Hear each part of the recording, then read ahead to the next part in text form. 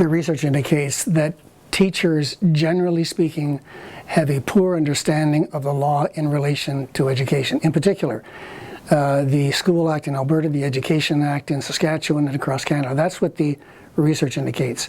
With regard to ethics and their knowledge of ethics, every province has its own association. The Saskatchewan Teachers Federation here, the Alberta Teachers Association, they have a code of professional ethics.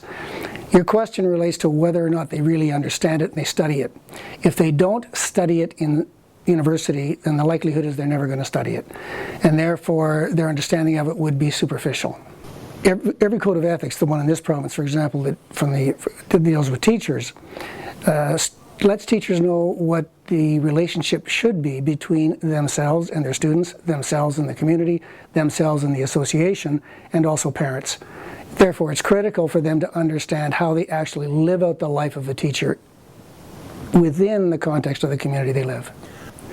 Whatever else you may do, it is absolutely critical that you cause no harm to those children. That means pedagogically, that is what you study, the material. That means as far as their psychology is concerned, their emotional health is concerned, do no harm. That's the primary thing that one has to teach them. As a corollary to that, it's also a concept that every teacher knows called in loco parentis, which means that you really are the mom, you are the dad, the prudent parent for that child when that child is in the school. You're in a position of trust legally, you're in a position of trust ethically, and that child is under your care. That's the key point. If you're asking me, what do I tell a student teacher who says to me, is it okay for me to date or to see a student who's in another school district? No, I would say it's not okay, and I'll tell you why. Because the law is very specific.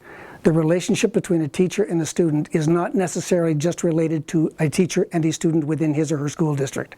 It is the relationship itself, once established, it may be with a student in another school district, that produces that condition of trust. I would say, be friendly to the student, and that's all. Say hello, talk to the student if you wish, but don't look toward any kind of relationship other than a professional relationship.